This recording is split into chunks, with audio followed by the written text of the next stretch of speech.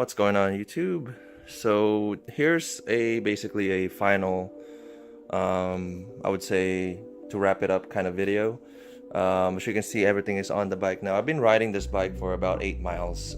I mean around my neighborhood. I don't trust it that well yet, but I think it's very solid now.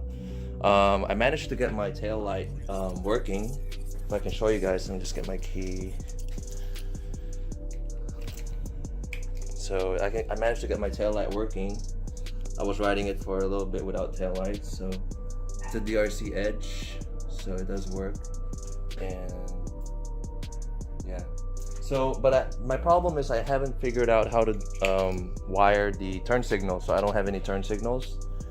So that's one last thing that I have to do.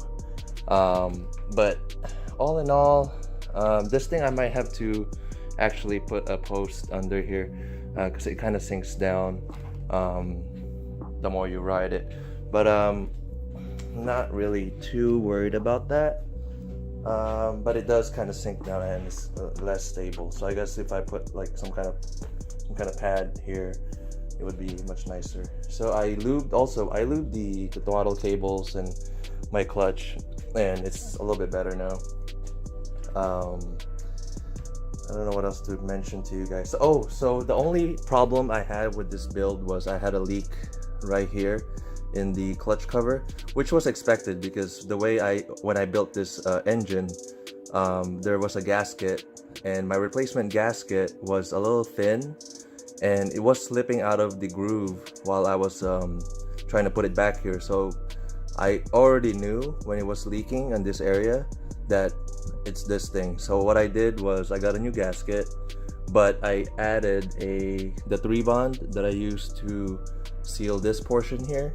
I put that around the groove, so it kind of makes the gasket stick into the groove and it doesn't pop out of the groove. So if that makes any sense.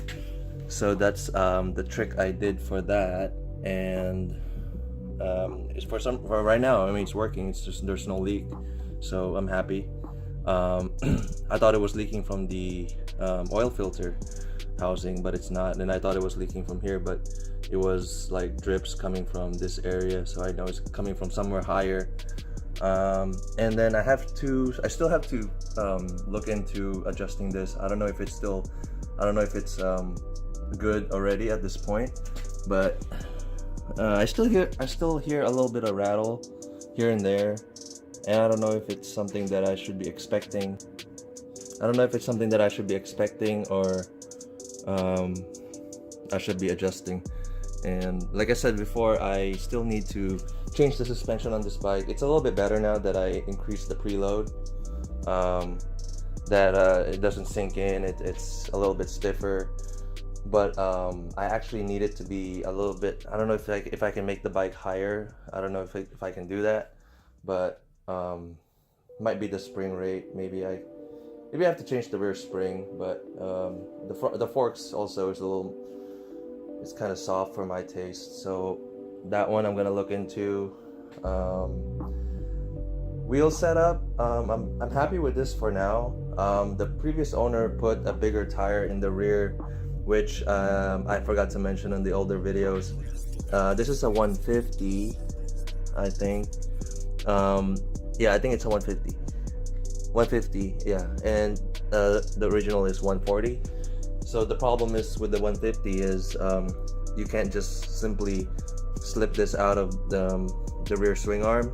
I'm having some problem because of how wide the tire is, and that's like, I was wondering why is that a problem, and then I looked at the tire size. It was wider than usual. So brakes, also I think the brakes is a bigger like much further ahead type of plan, because I want to change the reservoir and this whole assembly here to a Brembo RCS, which is overkill, but I just like it, and Brembo caliper. So, and then I'm still waiting for my exhaust, like I mentioned on the last video, so that will be coming, and I will probably make an install video of that separate from this whole series, since that's kind of like the last thing that's hasn't come yet. This side, not much to say. Replace some bolts with newer bolts, and some are still old, so it's not worth mentioning. I have a battery tender on it now. It's actually charging fine. I just on all my bikes I put that on. So, and I still have to get proper hand guards and get those mounted. I don't really need it, but I just like the look with the hand guards. And I still have to install my wife's spark buster. She has one. I just didn't find the time to install it. Alright, so if you guys have any questions with my build here in the series, let me know. Like I mentioned, I pretty much know this bike inside and out, literally.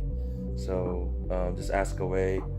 If you guys have any tips or comments or whatever, just leave it in the comment section. And yeah, I'll see you on the next video. Thank you guys for watching, and thank you guys for following if you guys followed the series. See you next time.